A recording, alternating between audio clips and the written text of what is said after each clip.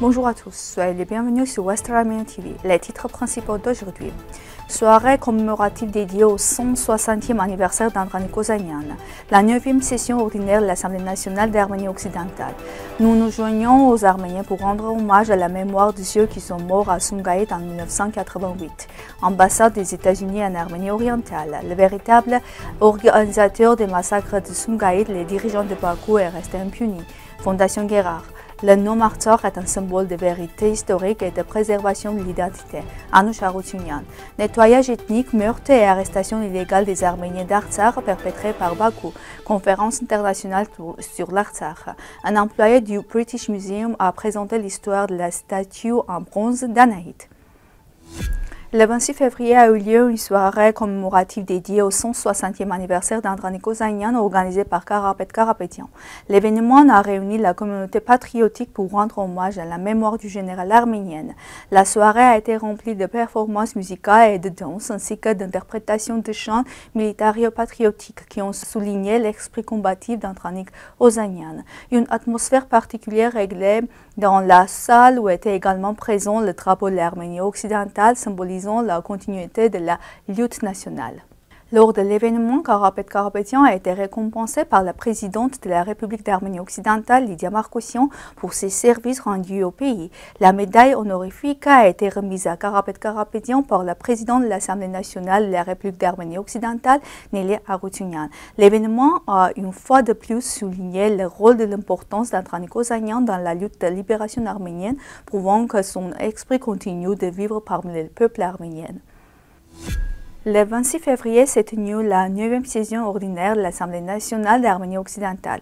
La session a été présidée par la présidente de l'Assemblée nationale de la République d'Arménie occidentale, Nelly Aroutunian, qui a présenté l'ordre du jour de la session. Ensuite, le président du Conseil national d'Arménie occidentale, Armenak Abramian, a évoqué les événements résumant le mois par présentant les événements organisés depuis le début du mois de février, auxquels ont participé des hauts responsables du Conseil national arménien, des membres de la délégation et des invités.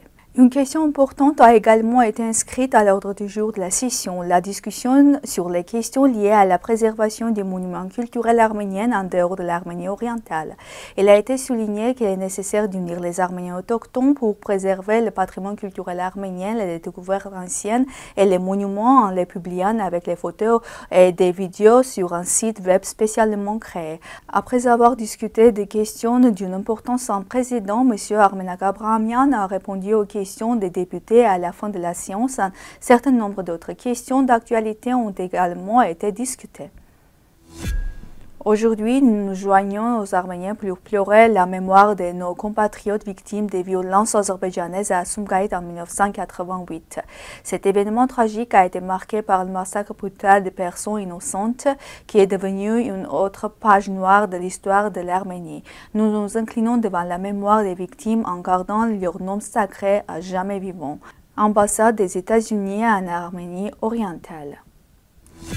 Du 27 au 29 février 1988, des massacres et des déportations forcées de la population arménienne ont eu lieu dans la ville de Sumgait en Azerbaïdjan soviétique. Des événements d'une brutalité sans précédent visaient à étouffer les revendications pacifiques d'autodétermination des Arméniens du Haut-Karabakh. Les massacres ont été planifiés à l'avance. Il est prouvé que les assaillants disposaient de listes d'appartements arméniennes et que les attaques étaient organisées. Au cours des 3 jours de violence, de nombreux Arméniens ont été tués, certains ont été blessés et des milliers ont été contraints de fuir leur domicile.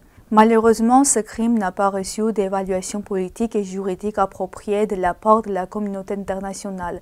L'impunité a conduit à de nouvelles violences et à un nettoyage ethnique contre les Arméniens en Azerbaïdjan dans les années suivantes. Aujourd'hui, en commémoration des événements tragiques de Sumgait, il est important que la communauté internationale condamne clairement et prenne des mesures appropriées pour empêcher que de tels crimes ne se reproduisent. Ces dernières années, l'expression Haut-Karabakh est couramment utilisée dans les sphères politiques et médiatiques pour désigner la région. Cependant, Anouch Aroutunian, rédactrice en chef de la télévision d'Arménie occidentale, souligne que cette appellation est artificielle et ne reflète pas la profondeur historique du nom Artsakh qui remonte à l'Antiquité. Artsakh a toujours été une région arménienne, faisant partie des 15 provinces de la Grande Arménie avec une riche culture, des monuments historiques et des églises témoignant de son identité arménienne. L'expression Haut-Karabakh est apparue sous l'ère soviétique, notamment en 1923 avec la création de la région autonome du Haut-Karabakh. Ce choix faisait partie d'une politique administrative visant à redéfinir l'histoire et rattacher la région à Bakou. L'utilisation de ce terme est donc perçue comme une tentative politique d'effacer les racines arméniennes de la région. Arutunian appelle ainsi les médias et les institutions officielles à privilégier le nom historique Artsakh afin de préserver l'identité arménienne et rétablir la vérité historique. Artsakh a toujours été et restera arménienne. Avec les guerres et les violations des droits humains, des déplacements massifs de population se produisent. Malgré les mécanismes internationaux de protection, les droits des réfugiés restent insuffisamment garantis. Lors de la conférence internationale Artsakh, réfugiés, droits et opportunités, Andranik Grigoryan, président de l'Union des défenseurs des droits des réfugiés d'Artsakh, a souligné que l'agression de l'Azerbaïdjan contre le Haut-Karabakh en 2020 entraînait des crimes de guerre, des massacres, des destructions culturelles et des déplacements forcés. Après la guerre, la population arménienne déplacée n'a pas pu retrouver chez elle. En 2023, l'Azerbaïdjan a de nouveau mené une offensive entraînant un nettoyage ethnique des Arméniens d'Artsakh accompagné d'arrestations arbitraires et de violences. Ces crimes violent gravement le droit international. Il est essentiel d'altérer la communauté internationale et d'appeler à des actions contre cette impunité. La coopération internationale entre le Musée d'histoire d'Arménie orientale et l'exposition des Esmer a donné lieu à une conférence captivante intitulée « Les multiples facettes de Sataya Anaïd » dans le cadre de l'exposition temporaire d'Anaïd à Mariam. Cette conférence a été présentée par Thomas Harrison, chef du département grec et roman du British Museum, à l'invitation du musée arménien. Harrison a abordé l'histoire fascinante de la statue en bronze d'Anaïd, retraçant son parcours depuis sa découverte jusqu'à son exposition au British Museum, ainsi que l'analyse de sa signification dans le contexte de l'art classique. L'orateur a aussi évoqué la notion de masque de bronze et a discuté des théories sur l'identification possible de la statue avec des divinités comme Anaïd, Aphrodite ou Artémis. Avant la conférence, l'ambassadeur de Grande-Bretagne auprès de la République d'Arménie, John Gallagher, a exprimé sa satisfaction quant à l'intérêt croissant pour cette exposition unique, soulignant que 12 000 visiteurs l'avaient déjà admirée au cours des 2 premiers mois de son ouverture. Il a également souligné l'importance de cette exposition pour renforcer les liens culturels et diplomatiques entre les deux nations.